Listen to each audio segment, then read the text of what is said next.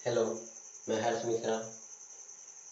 नमस्ते दोस्तों, मैं अपने नए YouTube channel Harsh classes with fun के साथ आपकी सेवा में आया हूँ। अगर आप भी इस सेवक को मौका देना चाहते हैं तो सब्सक्राइब बटन को दबाइए और लाइक बटन को दबाइए, बस और कुछ नहीं करना। और जो दिक्कत हो वहाँ पे कमेंट कीजिए और अगर बढ़िया और लगे तो शेयर कीजिए, बस। उससे आगे आपको कुछ नहीं करना, उससे आगे सारे काम को हम करेंगे। चलिए, इस वीडियो को स्टार्ट करने से पहले मेरे को एक कहानी याद आ रहा है। क्या हम बोले? ठीक है, सुनिए। देखिए, एक बार की बात है, एक गधा और एक घोड़ा दोनों साथ में जा रहे थे, ठीक ना। तो एक गधा जो था वो और एक घोड़ा दोनों साथ में जा रहे थे। तो जब गधे को दोनों नदी पार जाते जाते नदी के पास पहुंच गए। तो नदी के जब पीछे थे, तो जब एक घोड़े को मार पड़ रही थी तो घोड़ा और तेज भाग रहा था। जब नदी में हिलने के बाद घोड़े को मार पड़ी तो घोड़ा और तेज भागने लगा। और जब एक गधे को पानी में जाने के बाद जब एक गधे को मार पड़ी, तब बेचारा गधा बोर गया, बोले तो पानी में बैठ गया, ठीक ना। और बेचारा घोड़ा जो था मार पड़ने के बाद और तेज भागने लगा। तो जो घोड़े का सवार है वो बेचारा घोड़ा मार खाने के बाद भी बहुत तेज दौड़ा, लेकिन गधा मार खाने के बाद बेचारा धंस गया और उसका मालिक भी बेचारा भीग गया। तो इस कहानी से एक हमें सीख भी मिली है, जिस पे आप लोगों ने गौर नहीं किया। अगर गौर किया होता तो जरूर कमेंट बॉक्स में लिखते हैं आप लोग। तो गौर करते हुए ये सुन लीजिए कि इस कहानी से हमें क्या सीख मिली। इस कहानी से हमें सीख यही मिलती है कि हमें उस स्टूडेंट पे ज़्यादा जोर और ज़बरदस्ती भी नहीं करनी चाहिए जो कि पढ़ने के लिए एकदम तैयार नहीं है। उसको आप कैसे पढ़ा सकते हैं? उसको आप कुछ भी कर लीजिए, वो पढ़ नहीं पाएगा। और जो स्टूडेंट चाहता है कि हम पढ़ें, उसके अंदर से जिज्ञासा है कि वो पढ़े और उसके पास सुविधा नहीं है, तो उस स्टूडेंट को आप पढ़ा सकते हैं। आप पढ़ा लिखा के कुछ बढ़िया आदमी बना सकते हैं अगर आप चाहेंगे तो। लेकिन जब एक स्टूडेंट जिसका कुछ और चीज़ में मन लगा है उसको आप पढ़ाइएगा तो वो पॉसिबल कभी भी नहीं है। आप ऐसा करने की कोशिश भी नहीं कीजिएगा, नहीं तो वो बेचारा जो कुछ और चीज़ में करियर बनाने वाला है वो भी करियर लेकर के डूब जाएगा। So please don't force for a study, don't force for a study, because a study is because a study will never complete by force, ठीक ना। स्टडी को कभी भी हम लोग जबरदस्ती करवा नहीं सकते हैं, ठीक ना। तो स्टडी जिसको करने का मन है वही इस चैनल को ज्वाइन करे, और जिसका पढ़ने का एकदम मन नहीं करता, उसको लगता है कि मेरे को कोई और काम पसंद है। कोई लड़कन ऐसे होते हैं जिनको मोबाइल देखना बहुत ज़्यादा पसंद होता है, कोई लड़कन ऐसे होते हैं जिनको क्रिकेट खेलना बहुत पसंद होता है, कोई लड़कन ऐसे भी होते हैं जिनके हाथों में कुछ कला होती है, कुछ बोले तो जैसे कि चित्र उत्र बनाना जानते हैं, ठीक ना। चित्र उत्र में उनका मन लगता है तो उनको उसमें भी रुचि है, तो उसी में जाने दीजिए। कुछ लड़कन ऐसे भी हैं जिनको चोरी करने में मन लगता है, कुछ लड़कन ऐसे भी हैं जिनको डकैती करने में मन लगता है, कुछ लड़कन ऐसे भी हैं जिनको लफुगिरी करने में मन लगता है। तो हम उन पेरेंट्स से ये कहना चाहेंगे कि जब तक उनकी उम्र थी, मतलब जब वो फर्स्ट ईयर से लेकर के 10 ईयर में थे, उस समय आप नहीं सुधार पाए तो उसके बाद कोई चांस ही मत रखिए कि आपका लड़का सुधर भी पाएगा। क्योंकि लड़के की उम्र बाला अवस्था में जो होती है वो सुधरने और बिगड़ने की होती है, ठीक ना। और जब वो किशोरावस्था में जाता है तो वो किशोरावस्था में वो अपने आप को किस रूप में लाना है और किस साइड ले जाना है वो अपने आप पे डिपेंड रखता है। वो खुद यह डिपेंड रहता है कि आखिरकार मुझे किस ओर जाना है। एक ठो जैसे कि अब मैं भी इस सिचुएशन से गुजर चुका हूँ, तो जब मैंने मैट्रिक का एग्जाम दिया था तो मैं किशोरावस्था में चला गया था। तो किशोरावस्था में जाने के बाद, किशोरावस्था हमारा 12th ईयर से चालू हो जाता है, लेकिन हम लोग किशोरावस्था, हम लोग में जब किशोरावस्था की उत्पत्ति होने लगती है तो वो होती है 14 ईयर से, 14-15 ईयर से स्टार्टिंग हो जाती है, ठीक ना। तो 14 और 15 ईयर्स के बीच में जब आप सही निर्णय नहीं ले पाइएगा तो जिंदगी में फिर कभी भी सही निर्णय नहीं ले पाइएगा। जब मैं 14 और 15 ईयर में था तब मैं जहाँ पे मतलब स्टडी करता था वहाँ के सारे लड़कन, जैसे कि बोलते हैं ना आजकल का तो एक ही हो गया fashion, fashion this is called GF, ठीक। तो लोग बोलते थे कि क्यों ना तुम भी रखता है यार, तुम ये सब क्यों नहीं करता है। तो मैंने जवाब दिया कि अरे बापू, if I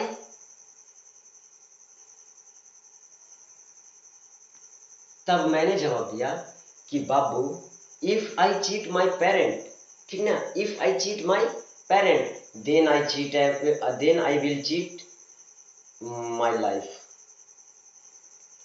so the boy understood. जब उसने मुझसे ये सवाल पूछा कि तुम्हारी क्यों कोई जीएफ नहीं है उस समय तक, तो मैंने एक सिंपल सा जवाब दिया कि अगर मैं अभी के टाइम में अपने माता पिता को धोखा दे करके और ये सब करूंगा तो क्या होगा कि मैं ये सब करके तो खुश रह लूंगा, लेकिन मेरी आगे की जिंदगी बर्बाद हो जाएगी। तो मैं आप लोग से भी यही आग्रह करूंगा कि कृपया कर आप मेरे को फॉलो नहीं करना है तो मत करिए, मेरे रूल को आप फॉलो मत कीजिए, मगर कोई वैसा भी रास्ता नहीं चुन लीजिए कि जिससे आपको आगे चलकर नुकसान हो, जिससे आपको आगे चल के कुछ दिक्कत का सामना करना पड़े। तो ठीक है, ये सब तो बात सही है, लेकिन मैं इस वीडियो को जिस कारण से बना रहा हूँ वो कारण तो सुन लीजिए आप लोग जरा। ये ये वीडियो के बनाने का पीछे कारण था कि मैं अपना क्लास कल से स्टार्ट करने जा रहा हूँ। जी हाँ, आप सही सुन रहे हैं कि मैं अपना क्लास कल से स्टार्ट करने जा रहा हूँ। जैसे कि मैंने स्टार्टिंग में बोला कि Harsh classes with fun YouTube channel का मेरा नाम है, ठीक ना। तो उस पे मैं क्रैश कोर्स का स्टार्ट करने जा रहा हूँ जो 12th और 10th के लिए, जो 12th और 10th के लिए है, और ये बिहार बोर्ड और सीबीएसई दोनों बोर्ड के स्टूडेंट के लिए है, ठीक ना। ये बिहार बोर्ड के लिए भी है और सीबीएसई बोर्ड के लिए भी है। तब कहेंगे कि सर आप तो बिहार बोर्ड और सीबीएसई बोर्ड दोनों के लिए बोल रहे हैं, तो बिहार बोर्ड के स्टूडेंट तो भाई ज़्यादातर हिंदी पढ़ते हैं और सीबीएसई बोर्ड के स्टूडेंट ज़्यादातर इंग्लिश पढ़ते हैं। तो इसकी टेंशन आप मत लीजिए, इसकी टेंशन आपको लेने की कोई ज़रूरत नहीं है। इसके लिए हर्ष बाबू खड़ा है, क्योंकि किस तरह से पढ़ाना है, किस तरह से हमको बताना है कि बिहार बोर्ड वाले को भी दिक्कत ना होवे और सीबीएसई बोर्ड वाले को भी दिक्कत ना होवे, ये काम मेरे पे छोड़ दीजिए आप लोग, हम इसको हैंडल कर लेंगे। आप जब वीडियो को देखिएगा उसके बाद अपना रिस्पॉन्स दीजिएगा, ठीक ना। तो आप लोग समझ गए कि कब से बैच स्टार्ट हो रहा है। तो कल से स्टार्ट हो रहा है, कल बोले तो कल बोले तो 20 सितंबर 2021, और अभी से लेकर के एकदम दिसंबर तक का क्लास कंटिन्यू क्रैश कोर्स चलेगा, कंटिन्यू क्रैश कोर्स चलेगा। और जब हमारा क्रैश कोर्स दिसंबर बोले तो 31 दिसंबर को खत्म हो जाएगा, उसके जस्ट बाद 1 जनवरी से हम आप लोग के लिए ऑब्जेक्टिव क्वेश्चन आंसर का व्यवस्था करने वाले हैं, ठीक ना। और ऑब्जेक्टिव क्वेश्चन आंसर जो VVI है, बोले तो VVI वेरी वेरी इंपॉर्टेंट, आप लोग के लिए लेकर आने वाले हैं, ठीक ना। तो अब हमारा मुद्दा रह गया कि सर आप पढ़ाइएगा सीबीएसई बोर्ड और बिहार बोर्ड दोनों को एक साथ, तो सीबीएसई बोर्ड को तो इंग्लिश पढ़ना पड़ेगा और हम लोग को तो हिंदी, तो हिंदी में लिखना पड़ेगा ना आपको। सर आपका तो ये सवाल उठ रहा है ना मन में, क्या बोलते हैं। हाँ, तो ये सवाल जब मन में उठ रहा है तो इसका जवाब देना भी जरूरी है ना। तो इसका जवाब सुन लीजिए, इसका जवाब यही है कि हम पढ़ाएंगे सीबीएसई और बिहार बोर्ड दोनों को साथ में ही, लेकिन हम यहाँ पे राइट करेंगे, जो बोर्ड पे लिखेंगे। बोले तो अभी बोर्ड नहीं है, लेकिन अभी बोर्ड नहीं लाए हैं। हाँ बच्चे लोग आपसे कह रहे हैं, बोर्ड अभी हम नहीं लाए हैं, और जब हम बोर्ड ले आएंगे तो आपको बोर्ड पे हम कल पक्का ले आएंगे, आपसे प्रॉमिस करते हैं। बोर्ड यहाँ पे लगा हुआ रहेगा, आपसे मेरा ये प्रॉमिस है, ठीक ना। तो जब हम बोर्ड ले आएंगे तो बोर्ड पे हम राइट करेंगे इंग्लिश को, हम राइट करेंगे बाबू इंग्लिश, क्योंकि आप अब यहाँ पे इंग्लिश नहीं सीखिएगा तो कहीं नहीं इंग्लिश सीखिएगा। जब 10th 11th और 12th ये 3 जो क्लासेज होता है, हर चीज़ का सीखने का मौका होता है। जो आप शुरू से छोड़ करके आए हैं, मतलब 1 से लेकर के 9 तक के जो छोड़ कर आए हैं, वो सारा चीज़ को 10th 12th और 11th ये तीनों क्लास में क्लियर करना होता है। तो हम बाबू यहाँ पे लिखेंगे इंग्लिश में और समझाएंगे हिंदी में। बोले तो सीबीएसई के लिए समझाएंगे हिंदी और इंग्लिश दोनों में समझाएंगे हम, ठीक ना। लेकिन ऐसा समझाएंगे जिससे इतना मतलब आप लोग के इंग्लिश के बारे में हम जानकारी दे देंगे ना कि लगबे नहीं करेगा कि आप भी बिहार बोर्ड के स्टूडेंट हैं।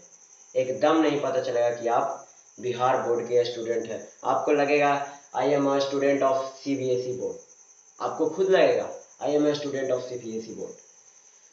क्योंकि मैं बताऊं एक बात, बिहार बोर्ड के स्टूडेंट जितना रात रात भर जग के पढ़ लेंगे, मैं चैलेंज करके कहता हूं, चैलेंज, कि सीबीएसई बोर्ड वाले स्टूडेंट कभी भी उतना नहीं पढ़ पाते हैं, कभी भी नहीं।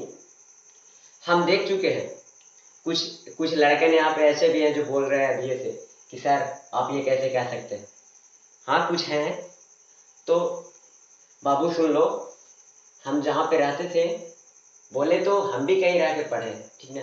तो ज़्यादा दूर नहीं गया मैं, तो वहाँ पे हमने देखा था, मेरे बगल में एक रूम पार्टनर रहता था, जो वो उसका नाम था सौरभ, ठीक ना। वो बेचारा सीबीएसई बोर्ड का स्टूडेंट था। वो जाता क्लास करके आता, दिन भर रूम पे रहता। मैं भी सोचता था कि लड़का पढ़ता होगा, दिन भर रूम पे रहता है तो पढ़ता होगा। और मैं जो था ना बिहार बोर्ड स्टूडेंट, हम लोग के तो गांव में भाई घूमने का आदत रहता है, हम लोग निकल जाते थे पार्क घूमने शाम को। और वो लड़का हमेशा घर में ही रहता था, हमेशा रूम में ही रहता था ट्यूशन से आने के बाद। हमने भी सोचा कि भाई ये लड़का इतना पढ़ता है, क्या बात है भाई, सीबीएसई बोर्ड के स्टूडेंट है, और नंबर भी लाया था। पूछे तो बोला कि 85%, और हम कहाँ 80% भी नहीं ला पाए थे, 78 पे अटक गए थे। अब तो भाई सोचने वाली बात हो गई थी कि ये लड़का सही में पढ़ता होगा। एक दिन हम चेक करने के लिए गए, चेक करने नहीं मतलब बोले तो कुछ रूम में, जैसे कि आपके अगल बगल में कोई रह रहा है तो उससे तो आपका और उसका काम होगा ही। तो हम उससे कुछ खाने का मतलब खाने बनाने में जो काम आता है वो सामान मांगने गए। तो शाम के टाइम था, हमने देखा जब उसके रूम को ठकठकाया तो वो रूम खोला, और रूम खोलने के बाद जब मैं रूम में गया तो वहां मैंने पाया कि वो लड़का ई में लगा था, मतलब बात करे में लग रहता था। हम सोचते थे कि वो पढ़ रहा है। खैर छोड़िए, जो भी हो, लेकिन मैं यही कहूँगा, खैर मैं ये इसमें अपना बड़ाई नहीं कर रहा। मैं एक बात बताऊं, मैं 11th और 12th में कभी भी 3 से 4 घंटा से ज़्यादा पढ़ा ही नहीं, without exam time. Without exam time का मैं बात कर रहा हूँ, ऐसे तो एग्जाम टाइम में मैंने बहुत मेहनत की है। खैर ये वर्णन खुद से नहीं करना चाहिए, ये जो वर्णन होता है वो खुद से नहीं करना चाहिए। अगर कोई और आपकी पढ़ाई करे तब आपको भी बढ़िया लगेगा और सुनने वाले को भी बढ़िया लगेगा, ठीक ना। तो हाँ, हम यहीं पे थे ना कि बिहार बोर्ड वालों के लिए क्या सुविधा है। तो बिहार बोर्ड वालों के लिए मैं इतना ही करने के लिए सक्षम हूँ कि मैं इंग्लिश में लिखूंगा, लेकिन इतना निचोड़ करके समझा दूंगा, इतना तोड़ के समझाऊंगा कि आपको लगबे नहीं करेगा कि वो इंग्लिश भी पढ़ाई हो रहा है।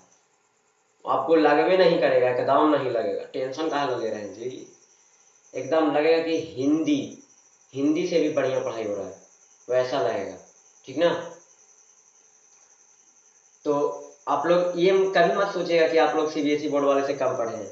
हम बिहार बोर्ड वाले के लिए बात कर रहे हैं। हाँ हाँ, तोरे थुथुरबन, हाँ, कह रहे हैं कि आप लोग कभी ये समझ में मत कीजिए कि आप उनसे कम हैं, आप और उनसे अधिक हैं। आप अपने आप को नाप के तो देखिए।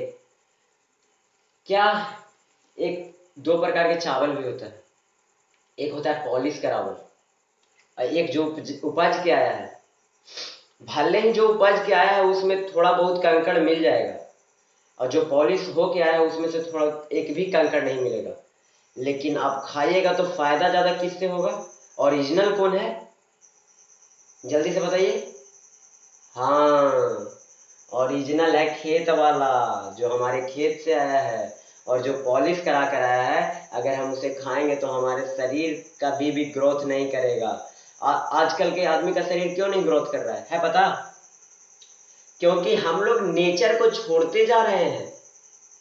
नेचर को हम लोग छोड़ते जा रहे हैं। जब हम लोग नेचर को अपना लेंगे ना, नेचर को अपना बना लेंगे, नेचर बोले तो प्रकृति, प्रकृति को अपना बना लेंगे तो प्रकृति भी हमें अपना बना लेगी।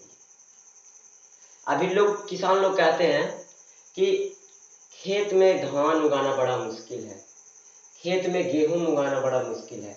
अरे गधा, उगेगा कहाँ से गेहूं धान? तुम तो यहाँ रोड पे चला के ट्रैक्टर, यहाँ रोड पर चला करके पिकअप, यहाँ रोड पे चला करके रेलगाड़ी, सॉरी रेलगाड़ी रोड पे नहीं चलता है जी, पटरी पे चलता है। हम हाँ कहते तो हाँ नहीं। और घर में एक आगो बाइक रख रख के इतना पॉल्यूटेड कर दे रहा है, इतना इन्वायरमेंट को तुम पॉल्यूटेड कर रहा है कि बारिश टाइम पे नहीं हो पा रही है और हमारे जमीन के सतह खराब होता जा रहा है। तो कहाँ से होगा रे गधा? जब तक तुम इन्वायरमेंट को सही नहीं रखेगा तब तक कहाँ से होगा सही से? तो जाहिर सी बात है, जब आप नेचर को कुछ दीजिएगा तो नेचर को आप एक दीजिएगा तो नेचर आपको 10 देगा। एक बात याद रखिएगा, नेचर को आप एक दीजिएगा तो वो आपको 10 देगा। हम नेचर को एक पेड़ देते हैं, एक पेड़ का एक बीज देते हैं कि नहीं देते हैं? बताइए आप लोग। नेचर को हम क्या देते हैं? एक पेड़ का बीज ही देते हैं। एक ही बीज को ना रोपते हैं। जब हम एक बीज को रोपते हैं पेड़ को, तो वो हमें कितना सारा फल देता है उस बीज वाला, और कितना गुना देता है उसको हम गुना भी नहीं कर पाते। बोले तो हजारों गुना, लाखों गुना उतना दे देता है। हम एक आम के पेड़ को रोपेंगे तो क्या हम फरेगा केवल एक ही आम?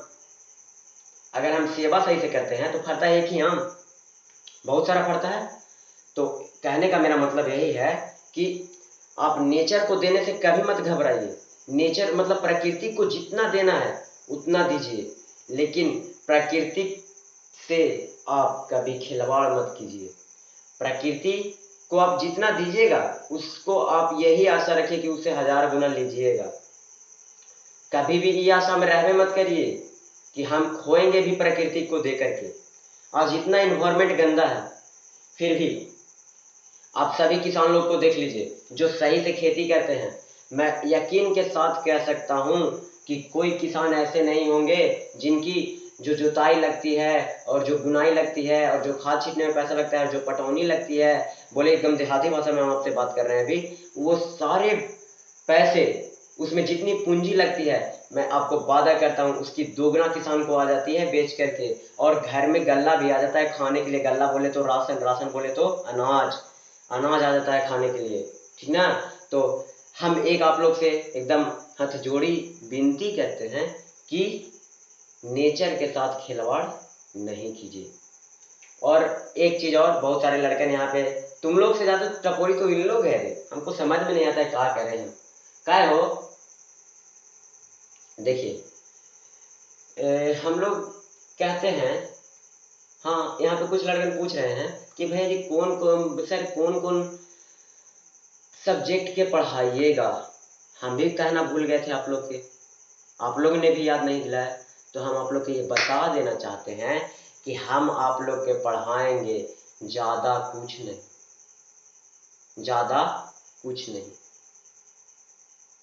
कहेगा भैया जी तो कोई सब्जेक्ट के नाम ही ना है, ज्यादा कुछ नहीं कोई सब्जेक्ट के नाम है? हम पढ़ जाएंगे सोच में। अरे गधा लोग, ज्यादा कुछ नहीं का मतलब हुआ कि आपके 12th क्लास में कितना सब्जेक्ट है।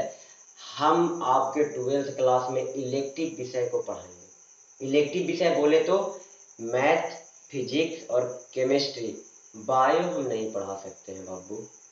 बायो को पढ़ाने के लायक मेरा एलिजिबिलिटी नहीं है। I have not eligibility which I taut it.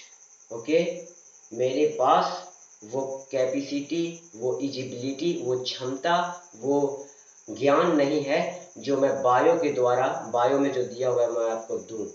लेकिन मैं आपको मैथ, फिजिक्स और केमिस्ट्री, ये तीन चीज इस तरह से पढ़ाऊंगा कि आप किसी और टीचर को याद भी नहीं करिएगा। मेरा आपसे ये वादा है। और अब आता है टेंथ की बात।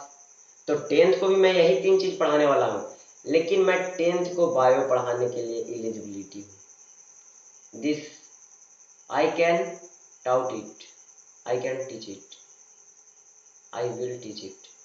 ओके, मैं इसको पढ़ा सकता हूँ, पढ़ाऊंगा और पढ़ाया हूँ, ठीक ना, पढ़ाया था। ओके, मैं टेंथ के बायो को मैं पढ़ा सकता हूँ और टेंथ के फिजिक्स को पढ़ा सकता हूँ, टेंथ के केमिस्ट्री को पढ़ा सकता हूँ, टेंथ के मैथ को भी पढ़ा सकता हूँ। बस आप लोग देखिए और एंजॉय कीजिए, और अगर बढ़िया लगे तो सब्सक्राइब कीजिए, नहीं बढ़िया लगे तो दूसरा चैनल देखिए। आपसे कोई जोर जबरदस्ती यहाँ नहीं किया जाएगा। अगर बढ़िया लगे तो रुकिए, नहीं तो निकलिए।